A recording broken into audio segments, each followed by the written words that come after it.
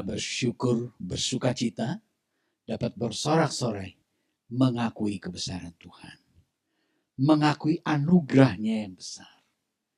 Ya, ini luapan hati kita yang kita lantunkan dalam satu bentuk pujian. Dan saya yakin ini menyenangkan hati Bapa di surga. Amin. Karena kita betul-betul mengakui pribadi Yesus. Makin kita mengenal Yesus, makin kita mengenal pribadinya. Makin kita mengenal pribadinya, maka makin kita percaya akan kuasa dan kasih-Nya. Nah, pada kesempatan petang hari ini kita akan merenungkan satu judul, kerendahan hati karena Injil. Ya, ini satu kalimat yang betul-betul perlu kita renungkan secara mendalam. Bukan kerendahan hati karena kepura-puraan. Manusia bisa nggak pura-pura rendah hati? Halo, bisa nggak? Sangat bisa. Orang itu pintar atau pandai sekali bersandiwara. Tetapi pada petang hari ini, mari kita renungkan bersama-sama dampak kuasa Injil sehingga orang yang tadinya begitu arogan, yang begitu sombong, yang begitu keras hati, dijamah dan diubah hatinya sehingga memiliki sikap kerendahan hati. Ini tidak mudah. Kalau orang tekanan darah tinggi, pergi ke dokter dikasih obat penurun darah tinggi bisa. Tetapi kalau orang tinggi hati mau datang ke siapa? Coba kira-kira Ibu Bapak Saudara kasih. Adakah obat yang bisa menurunkan tinggi hati jadi rendah hati? Tidak bisa. Tekanan darah tinggi bisa direndahkan lewat obat. Saya pun juga ya minum setiap malam satu obat ya untuk menstabilkan tekanan darah. Walaupun sebetulnya kalau dicek berulang-ulang ya stabil darahnya. Tetapi pada petang hari ini kita mau renungkan bersama. Apa obat kerendahan hati? Ya, dikatakan kerendahan hati karena Injil. Jadi, Ibu Bapak Saudara kasih, Injil itu punya kuasa sedemikian rupa untuk mengubah hati yang congkak, hati yang keras, hati yang arogan menjadi memiliki sikap hati yang rendah. Kuasa Injil ini perlu kita pahami. Ya, jadi Injil itu bukan kalimat, bukan slogan, bukan tanda salib. Tetapi mari kita mengerti dan bahkan menikmati kuasa Injil untuk merubah sikap hati kita. Puji syukur kepada Tuhan. Slide pertama saya tuliskan di sana. Yesus Kristus sang pemberita Injil yang sejati. Wah, saya tuliskan Injil yang sejati. Di Jalan Pungkur sana ada gereja Yesus yang sejati. Ya, ada tuh gereja Yesus yang sejati. Kenapa ditambah sejati? Karena kita tahu di zaman akhir ini dengan berbagai cara, berbagai teknologi banyak menciptakan KW-KW. Kepalsuan-kepalsuan. Yang asli itu dibuat sedemikian rupa untuk dipalsukan. Ya, artinya yang palsu itu serupa dengan yang asli. Nah, pada kesempatan kali ini Yesus sang apa tadi? Ya. Yesus sang pelayan Injil yang sejati. Ini berfokus kepada Yesus. Sekaligus pusat pribadi. Dialah pewarta Injil, dialah pelaksana Injil, dan dia pula yang memberitakan Injil kerajaan Allah. Mari kita akan lihat ya. Di dalam Matius 4 ayatnya yang ke-23. Matius 4 ayat yang ke-23. Yesus pun berkeliling ke seluruh Galilea. Ia mengajar dalam rumah-rumah ibadat dan memberitakan apa? Injil kerajaan Allah. Serta melenyapkan segala penyakit dan kelemahan di antara bangsa itu. Ini Matius menuliskan siapa pribadi Yesus itu. Dan apa pekerjaannya. Dikatakan Yesus berkeliling di seluruh Yudea. Ia mengajar dalam rumah-rumah ibadat. Yesus itu sebagai guru. Yesus itu sebagai pengajar. Materi apa yang diajarkan? Kalau di sini kita kenal saudara kita itu ajar matematika, ya. Ada ya, guru fisika gitu kan ya. Ada juga guru musik gitu kan, ada. Tetapi guru Injil, Matius menuliskan, ia mengajar dalam rumah-rumah ibadah. Apa materi yang diajarkan? Injil kerajaan Allah. Injil kerajaan Allah loh, bukan Injil kerajaan dunia ini, bukan. Inilah yang saya katakan Injil yang sejati. Injil yang sejati berbicara tentang kerajaan Allah, bukan lagi berbicara tentang kerajaan dunia. Kalau orang mau berbicara tentang hebatnya dunia, kerajaan dunia, kemewahan dunia, kenikmatan dunia, dan lain sebagainya, kita cukup punya gadget.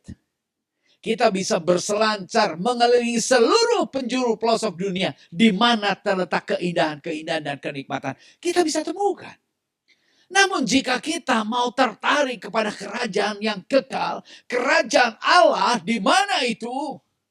Kita perlu menggali, merenungkan bersama Injil tentang kerajaan Allah. Sang pemberitanya adalah Yesus. Di dalam Matius 4 ayat yang ke-24. Maka tersiarlah berita tentang dia. Tersiarlah berita tentang dia siapa? Tentang Yesus. Di seluruh Syria, dan dibawalah kepadanya semua orang yang buruk keadaannya, yang menderita pelbagai penyakit dan sengsara, yang kerasukan, yang sakit ayan, dan yang lumpuh. Lalu Yesus menyembuhkan mereka. Ini yang dilakukan oleh Yesus. Ketika dia memberitakan Injil kerajaan Allah, ya, maka tersiarlah berita tentang dia. Lagi itu belum ada Instagram. Ya. Sekarang kan orang boleh yang menaikkan rating harga dirinya, berapa banyak pengikutnya. Oh, Instagram, bikin TikTok yang paling ramai begitu kan ya. Nanti banyak pengikutnya gitu kan. Tetapi dulu belum ada TikTok itu. Matius menuliskan, maka tersiarlah berita tentang dia. Ibu bapak saudara kasih. Betapa menariknya pribadi Yesus ini. Betapa luar biasa apa yang diajarkan oleh Yesus. Sehingga dikatakan banyak orang percaya, banyak murid-murid menjadi takjub mendengar apa yang diberitakannya. Menjadi takjub. Karena apa? Karena yang diberitakan adalah berita Injil. Puji syukur pada Tuhan. Kalau kita lihat ya, tolong ditampilkan ya, saya nggak ada di slide saya. Yohanes 3 ayat 1 sampai dengan ayat yang ketiga. Bisakah tolong dibantu ditampilkan? Yohanes 3 ayat 1 sampai dengan ayat yang ketiga ya. Ini diakui oleh seorang guru agama Yahudi. Orang Farisi, guru agama Yahudi. Ya, dia bisa kan? Tolong ditampilkan Yohanes 3 ayat 1 sampai dengan ayat yang ketiga. Kalau enggak ya bisa tolong dibacakan sama salah seorang yang sudah menemukan. Nah ya oke. Itu bisa ya. Adalah seorang Farisi yang bernama Nikodemus. Seorang apa itu? Kok keputus ya? Coba. Nah. Seorang Farisi bernama Nikodemus. Oh ya. Ya, saya baca dari sini ya. Seorang Farisi bernama Nikodemus, seorang pemimpin agama Yahudi, pemimpin agama ya. Ia datang pada waktu malam kepada Yesus dan berkata, "Rabi," yang artinya guru. Dia mengakui Yesus itu sebagai guru, sebagai pendidik. Ya, dikatakan tidak ada seorang pun seperti dia sebagai guru kalau dia tidak diutus sebagai guru yang diutus Allah, ya, bahwa engkau datang sebagai guru yang diutus Allah. Tuhan Yesus memberikan dampak, memberikan hikmat dan pengertian bagi orang yang menyimak apa yang Tuhan Yesus katakan. Sehingga Nikodemus itu berkesimpulan ini pribadi bukan orang yang main-main. Bukan orang sembarangan. Karena apa? Karena dia ini adalah guru yang diutus Allah. Ya. Sebab tidak ada seorang pun yang dapat mengadakan tanda-tanda yang engkau adakan itu jika Allah tidak apa? Menyertainya.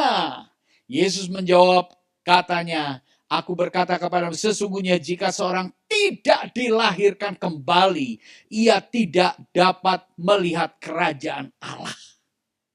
Syarat melihat kerajaan Allah apa? Harus apa? Lahir baru lihat, belum masuk. Ini yang Tuhan Yesus ajarkan. Nikodemus, seorang guru, seorang pemimpin agama Yahudi, orang Farisi, dia berjabatan, punya jabatan tinggi, tetapi dia memahami apa yang disampaikan Yesus ini bukan ajaran yang main-main, bukan Injil yang ecek-ecek, tetapi betul-betul Injil yang sejati. Puji syukur kepada Tuhan. Nah, kita akan melihat di dalam slide berikutnya, Yesus sang pemerintah Injil yang sejati itu, dia memberikan mandat. Dia memberikan amanat agung kepada murid-muridnya. Di dalam slide yang kedua. Ya. Iya, kita akan lihat amanat agung dari Yesus Kristus. Slide yang berikutnya. Ya. Amanat agung dari Yesus Kristus. Di dalam Matius 28 ayatnya yang ke-18. Matius 28 ayat yang ke-18 dikatakan, Yesus mendekati mereka dan berkata, kepadaku telah diberikan segala kuasa di surga dan di bumi. Ini ketika Tuhan Yesus mau menyampaikan amanat agung kepada murid-muridnya, dia memberikan peneguhan. Peneguhan. Murid-muridnya tinggal 11. Tadinya 12. Satu gagal sebagai murid. Karena dia korup. Lalu dia bunuh diri. Nah, kepada yang 11 ini, Yesus mendekati mereka dan berkata, kepadaku telah diberikan segala kuasa di surga dan di bumi. Ayat selanjutnya, ayat 19. Karena itu, pergilah dan jadikanlah semua bangsa muridku. Pergilah dan jadikanlah semua bangsa muridku. Ini berbicara tentang pemuridan. Tugas itu diberikan kepada 11 murid yang setelah Yesus naik ke surga, mereka mendapat jabatan sebagai para rasul. Ditugaskan, jadikan semua bangsa sebagai muridku. Artinya beritakan ajaranku, ajarkan ajaranku kepada orang-orang supaya mereka menjadi muridku, murid Tuhan. Bukan murid si Petrus yang seringkali gagal, yang seringkali menyangkal. Bukan murid Yohanes, bukan murid Andreas yang adalah cuma penjala ikan. Bukan. Tetapi menjadi murid Tuhan. Ini mesti kita perhatikan. Gereja bertugas memuridkan. Apa yang diberitakan, apa yang diajarkan harus tidak boleh bergeser dari apa yang Yesus ajarkan, yaitu Injil Kerajaan Allah. Ini penetapan, ini penegasan. Jangan sampai, kita sedang melaksanakan amanat agung, tetapi kita sendiri tidak memberikan Injil, memberitakan Injil yang sejati, lalu Injil yang sudah tercampur. Nah, itu seperti makanan yang sudah tidak orisinil, yang sudah tercampur. Apalagi makanan yang sudah basi. Ya, ibu-ibu kan sering perhatikan ya. Makanan kalau sudah basi, dimakan, ya enak di mulut, tetapi murus-murus di dalam hati. Di dalam perut, ya bukan dalam hati. Makanan yang sudah basi. Rupanya masih sama, tetapi kualitasnya sudah rusak. Ibu bapak saudara terkasih, tugas yang Tuhan Yesus katakan, jadikan semua bangsa muridku dan baptislah mereka dalam nama Bapa dan Anak dan Roh Kudus dan ajarlah mereka melakukan segala sesuatu yang telah kuperintahkan kepadamu dan ketahuilah aku menyertai kamu senantiasa sampai kepada akhir zaman. Ini ada amanat agung. Ya, kita pasti sudah familiar ya mendengar, itu adalah amanat agung. mewartakan Injil. Lalu orang banyak antusias. Aku mau, aku berkomitmen, aku mau. Saya pernah punya teman, dia setelah selesai sekolah teologi, lalu dia berjumpa dengan saya, dia katakan, aku sudah berkomitmen, aku sudah tanda tangan. Siap menyerahkan hidupku di dalam ladang Tuhan. Aku nanti bulan depan mau dikirim ke pelosok, ke pedalaman untuk memberitakan Injil. Wah, hebat. Mari kita doa. Tidak lama kemudian datang lagi. Loh, kenapa? Sudah selesai. Enggak kuat. Di sana terlalu sulit. Aduh, saya enggak kuat. Maka saya kembali saja ke Pulau Jawa. Itu. Banyak. Saya yakin tidak cuma satu teman saya itu. Sekarang teman saya sudah jadi almarhum. Sudah meninggal dunia. Saya ingat itu. Oh, ternyata komitmen itu enggak cukup. Harus betul-betul orang konsisten dengan komitmennya. Untuk konsisten dalam komitmen perlu kekuatan. Kalau nggak ada kuasa, nggak ada kekuatan, nggak mungkin. Maka Tuhan Yesus katakan, dan ketahuilah aku menyertai kamu senantiasa sampai kepada kesudahan zaman. Penyertaan Tuhan membuat seseorang mampu konsisten, mampu komitmen, mampu setia, mampu tekun, mampu tetap tidak bergeser, tetap mewartakan Injil yang sejati. Amin. Itu perlu kekuatan. Tanpa kekuatan hanya luapan emosi sesaat, nanti cuma sebentar. Sekali, dua kali oke, selanjutnya aduh haroream. Betul-betul.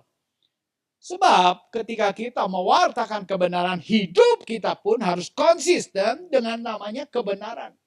Gak mungkin kita mewartakan kebenaran, tapi cara hidup kita tidak benar. Itu tidak mungkin. Tidak ada daya tarik buat orang yang mendengar dari mulut orang yang cara hidupnya, cara mewartakannya demikian.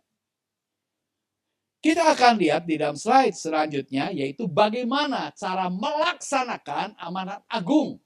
Ya, ini Rasul Paulus, dia dalam tulisannya kepada jemaat di Galatia. Dia berbicara bagaimana caranya melaksanakan amanat agung ini. Galatia 2 ayat yang ke-6. Dan mengenai mereka yang dianggap terpandang itu, bagaimana kedudukan mereka dahulu itu tidak penting bagiku. Sebab Allah tidak memandang muka. Bagaimanapun juga, mereka yang terpandang itu tidak melaksanakan sesuatu yang lain kepadaku. Ini kalimat. Ya, jadi Rasul Paulus menuliskan kepada jemaat di Galatia tentang ada satu mereka, yang disebut mereka itu adalah rasul-rasul yang menggembalakan jemaat mula-mula di Yerusalem. Termasuk Petrus, Yohanes, Yakobus, itu yang dikatakan oleh Rasul Paulus itu mereka. Ya, maka di sini mereka yang dianggap terpandang itu. Nah, itu rasul-rasul.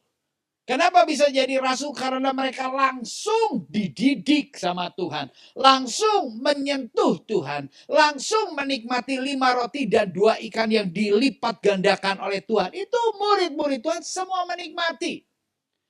Kuasa mujizat itu mereka semua menikmati. Sehingga Paulus katakan mereka itu yang terpandang. Ya, karena itu rasul-rasul yang produk Tuhan Yesus ajarkan. Tetapi di dalam ayat yang ke-7, Galatia 2 ayat 7 dikatakan, tetapi sebaliknya.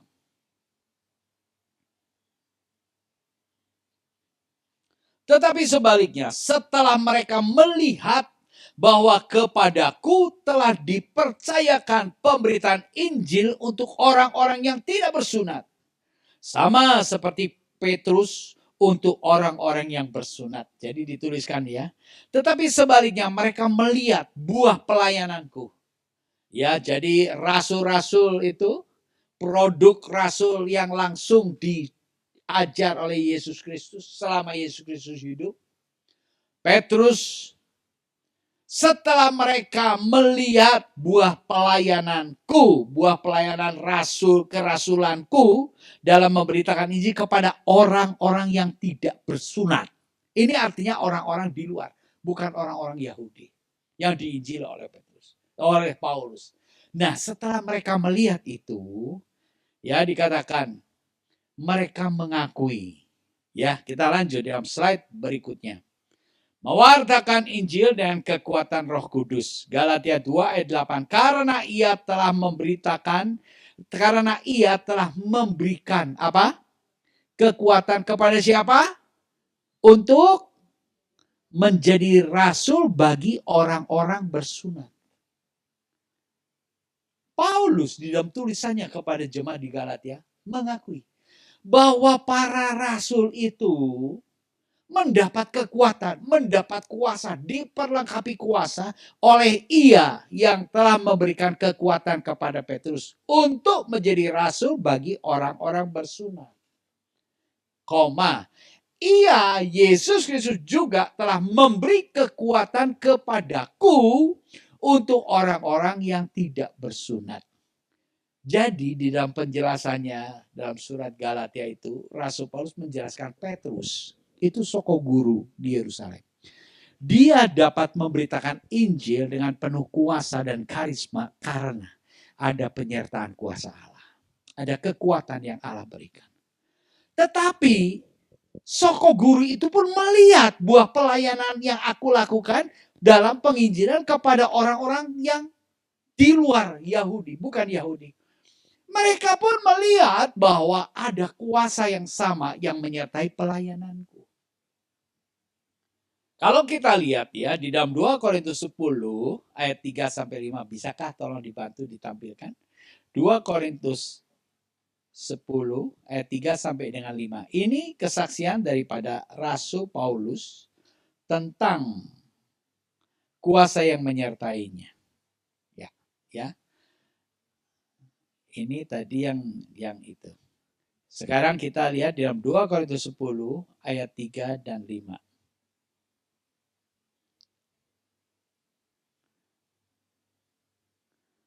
Bisa enggak? Bisa ya, bisa tampilkan ya. Coba sebentar kita pelan-pelan supaya kita. Nah, 2 Korintus 10 mulai ayat yang ketiga dikatakan, memang kami masih hidup di dunia, tetapi kami tidak berjuang secara duniawi. Ini pernyataan Paulus ya kepada jemaat di Korintus.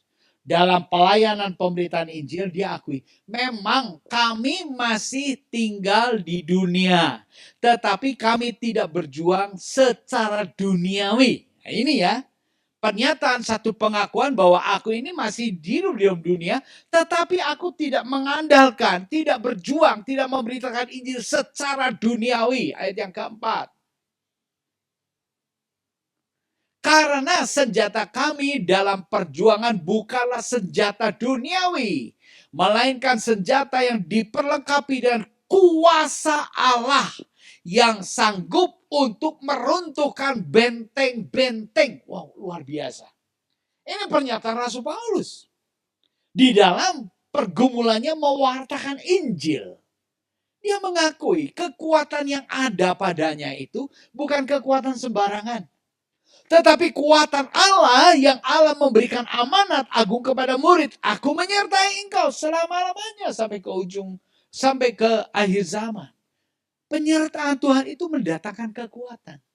Sehingga di sini Paulus dikatakan bahwa dengan kuasa Allah yang sanggup meruntuhkan benteng-benteng. Benteng apa sih? Benteng Yeriko kah? Coba kita lihat ayat yang kelima. 2 Korintus 10 ayat yang kelima. Kami mematahkan setiap siasat orang dan meruntuhkan setiap kubu yang dibangun oleh apa? Keangkuhan manusia. Untuk menentang pengenalan akan Allah. Kami menawan segala pikiran dan menaklukkannya kepada Kristus. Benteng-benteng. Benteng apa? Benteng keangkuhan. Ini. Kuasa Injil harus sanggup meruntuhkan, merombak benteng-benteng keangkuhan kita. Sehingga kita dapat memancarkan kehidupan yang diubah oleh Injil, yang diubah oleh kuasa Injil. Karena apa? kerendahan hati. Inilah rendah hati yang sejati. Ketika kita mengalami jamahan kuasa Injil yang sejati. Puji syukur kepada Tuhan. Ibu bapak saudara terkasih, ini hal yang sangat penting. Kita lihat bahwa Paulus mengakui Petrus dan soko guru lainnya itu memberitakan Injil dengan kuasa yang daripada Allah. Tetapi sekalipun Paulus ini bukan rasul dari didikan langsung daripada Yesus, tetapi Paulus adalah rasul yang ditunjuk, dibentuk, diajar oleh Allah pribadi. Ya, setelah Tuhan Yesus naik ke surga, Paulus berjumpa dengan pribadi yang bernama Yesus.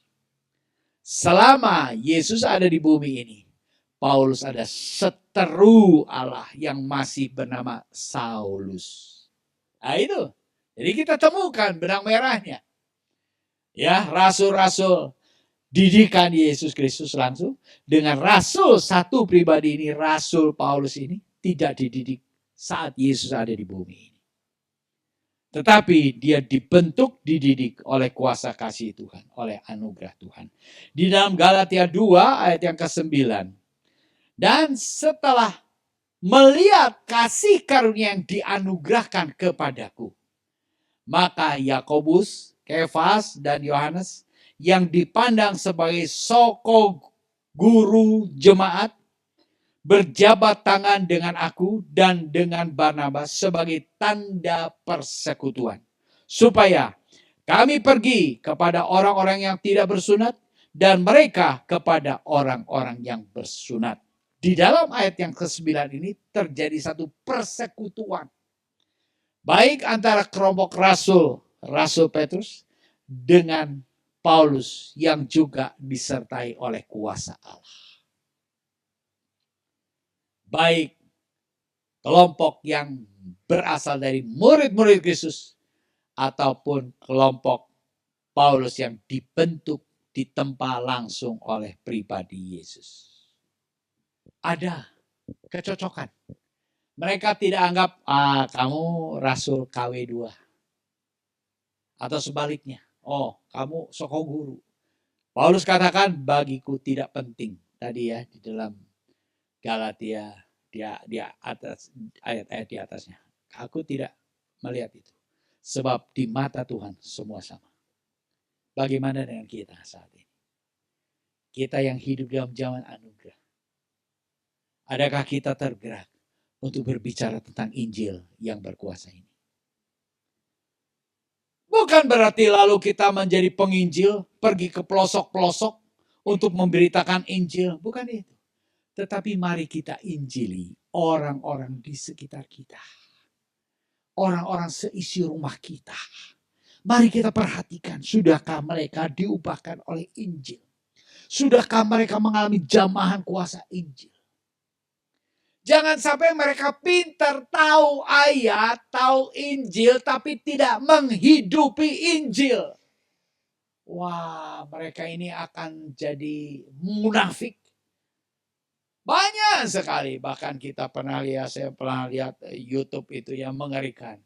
Seorang hamba Tuhan, dia kalau di gereja tumpang tangan, yang sakit disembuhkan. Tetapi di rumahnya istrinya dicambuk, istrinya disiksa. Orang yang sama, tangan yang sama, tapi fungsinya begitu berbeda. Kenapa? Karena mereka tahu Injil, tapi tidak menghidupi Injil. Ibu bapak saudara terkasih, kita tahu pewarta Injil yang sejati itu Yesus Kristus.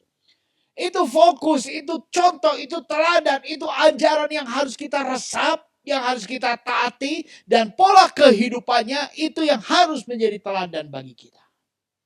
Maka Tuhan Yesus katakan, marilah kepadaku semua yang letih, lesu, berbeban berat. Aku akan memberi kelegaan kepadamu. Dan belajarlah kepadaku. Karena aku lemah lembut dan rendah hati. Mau belajar tentang kerendahan hati? Teladani Yesus. Itu teladannya Kristus. Bukan teladannya, waduh si om itu baik ya. senyum, salaman, rendah hati. Nggak tahu kita kalau di rumah seperti apa. Tetapi kalau kita teladani Kristus itu tidak akan pernah salah. Amin. Jadi kita tidak mudah dikecoh. Kita punya satu pemahaman, satu pegangan yang utuh, yang kuat. Yaitu jadikan kuasa Injil mengubah kehidupan kita. Yesus Kristus teladan kerendahan hati. Ini sudut pandang daripada Rasul Paulus ya. Dalam Filipi 2 ayat 5 sampai dengan ayat yang ke-7 dikatakan, hendaklah kamu dalam hidupmu bersama menaruh pikiran dan perasaan yang terdapat juga dalam Kristus Yesus, yang walaupun dalam rupa Allah tidak menganggap kesetaraan dengan Allah sebagai milik yang harus dipertahankan, melainkan telah mengosongkan dirinya sendiri dan mengambil rupa seorang hamba dan menjadi sama dengan manusia. Ini pemahaman Paulus tentang pribadi Yesus. Dia nasihatkan kepada orang-orang Filipi, agar engkau punya bersukacita, punya kesukaan penuh sekalipun tinggal di dalam dunia yang susah. Kita realita ya. Kita hidup di dalam zaman yang susah karena kita hidup di akhir zaman. Kita memasuki masa-masa yang sukar. Betul, susah. Tidak cuma Indonesia, seluruh dunia sedang digoncang dan ditakutkan dengan berbagai macam kengerian. Dunia ini demikian susah, tetapi ketika Paulus mau menyampaikan pesan, bersukacitalah senantiasa di dalam Tuhan. Dia awali, hendaklah kamu dalam hidupmu bersama menaruh pikiran dan perasaan yang terdapat juga di dalam Yesus Kristus. Ini yang harus kita miliki. Pikiran dan perasaan Kristus. Tah kumaha, cik kumaha. Bukankah ini menjadi satu pergumulan? Bukankah ini menjadi satu perenungan yang sangat serius? Kalau kita sedang berpacaran, kita ingin mengerti perasaannya dia. Kalau lagi baut begini deh, lagi baut ya, bukan baut sekrup, bukan, lagi baut. Lagi begini nih, ini mau apa ini? Kayaknya ini lagi pengen martabak keju ini. Atau kalau begini ini kayaknya dia pengen es cendol yang segar-segar. Kita tuh mesti bisa memahami seperti demikian. Itu sejak pacaran, ya betul gak ya? Jadi tidak hanya omongan verbal, tapi bahasa tubuh pun kita bisa mengerti. Betul kan? Manusia itu terlalu cerdas, ibu bapak saudara.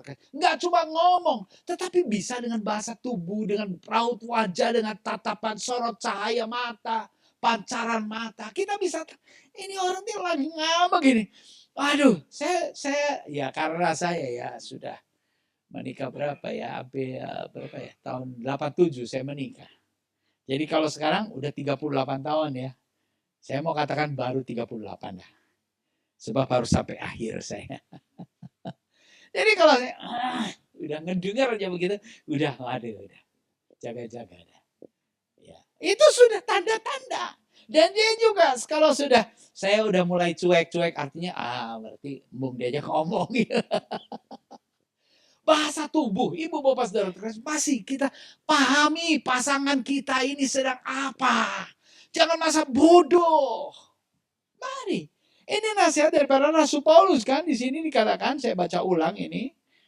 Hendaklah kamu dalam hidupmu bersama menaruh pikiran dan perasaan seperti yang dimiliki, yang juga ada dalam Yesus Kristus. Pikiran dan perasaan apa? Yesus itu penuh kasih. Yesus ini memikirkan keselamatan jiwa. Dia Allah menjadi manusia. Manusia yang lahirnya juga di kandang. Manusia begitu rendah. Dalam pelayanannya dia ditolak, disingkirkan. Betapa menyakitkan. Tujuannya keselamatan. Coba bayangin. Yesus itu mengajar orang yang penuh cinta kasih. Tapi ditolak. Betapa menderitanya dia. Betapa harganya begitu diinjak dan diderahkan. Dan matinya pun di mana? Disalib. Betul kan? Kita tahu itu kan. Coba kita memiliki pikiran perasaan seperti itu. Kok dia mau? Dia itu raja loh.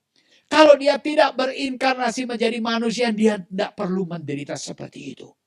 Tetapi dia mau menderita karena satu tujuan, bagi keselamatan kita semua.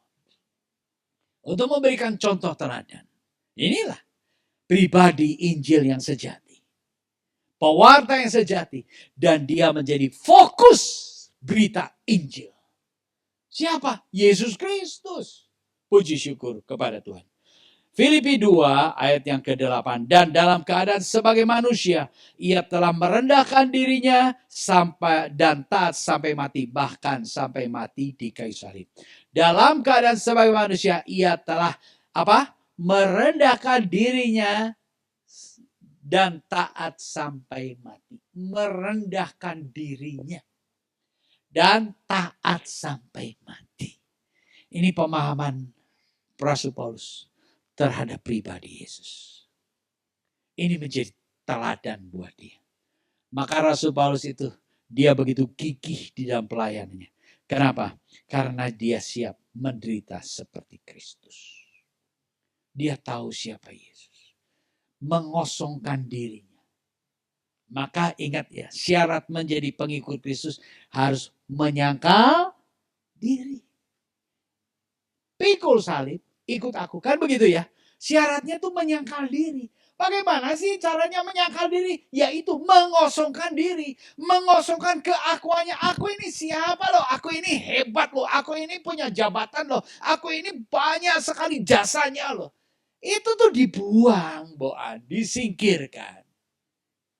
Harga diri kita terlalu tinggi. Membuat biaya kehidupan sangat tinggi. Ya. Kenapa? Gengsi itu kan memakan biaya, betul gak ya? Padahal makan bakmi di gerobak sama bakmi di restoran sama mie, betul gak? Bedanya di mana? Beda dari harga. Di gerobak kan 15.000, di sana 50.000, apalagi di situ bisa sampai 80.000. Sama mie, kan begitu ya? Di warteg sama di mana? Makan, mengenyangkan. Beda harganya. Nah lalu kalau kita mau gengsi, ya bayarlah yang mahal. Makanannya sama kok. Ibu Bapak Saudara terkasih, biarlah melalui perenungan bersama tentang kuasa Injil. Itu membentuk satu kepribadian yang dia punya harga diri terlalu tinggi. Yang dia punya kearoganan yang terlalu tinggi. Benteng-benteng kesombongannya yang begitu kokoh dihancurkan oleh kuasa Injil. Tanda-tanda orang yang hidup di dalam Injil. Ini pemahaman Rasul Paulus. Satu lagi ayat, pemahaman Petrus. Kita akan lihat 1 Petrus. Tolong ditampilkan ya. 1 Petrus 5 ayat 5 dan 6. 1 Petrus 5 ayat 5 dan 6. 1 Petrus 5 ayat yang ke-5. Ya. Demikian juga kamu, hei orang-orang muda.